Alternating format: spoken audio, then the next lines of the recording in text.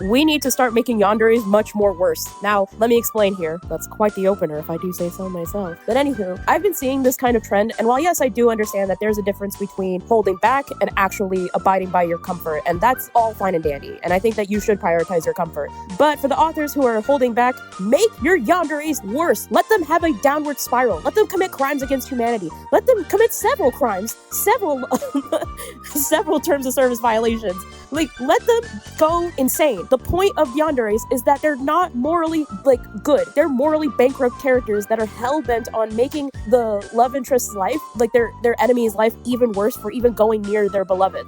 That is the whole point of their characters. The whole point and the severity of their awfulness ranges severely from one yandere to the next. And that's the beauty of it. They're kind of almost like slashers, but for more romantic horror kind of stories, if that makes any sense. But honestly, I think you should make your, because I think that a lot of people do want a pathetic, soft man, and that's fine and dandy, but do not label him as a yandere when he can't back it up. I'm sorry, but please let him, if he does not have a downward spiral or has even the slightest idea or even desire to murk someone on the spot, that's not a yandere. That's not...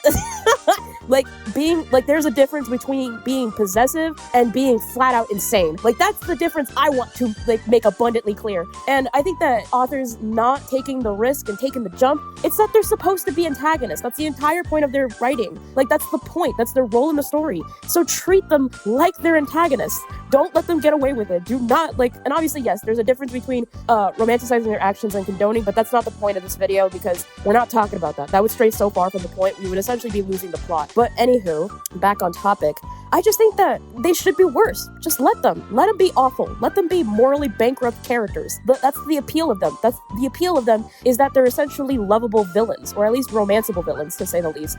At least that's my reasoning as to why I like them. They're just the worst, and I love analyzing how awful they are. They're just so fun to dissect and try to unpack, because quite frankly, they're all interesting, and no yandere is one same to the other. It's not a clean, they're not copies of one another. Obviously, yes, there is some trends with some of them, but overall, they do their best. A lot of creators do their best to make them unique from one another and having a certain kind of quirk or gimmick. And I mean that in the most positive, most delightful, and affectionate, loving way. And honestly, we need more yanderes to be fucking unhinged, because I can't, let them be awful. Let them have a downward spiral, please. Anywho, I think that's it from me. I'm just gonna go back to whatever the heck I was doing. Writing smut.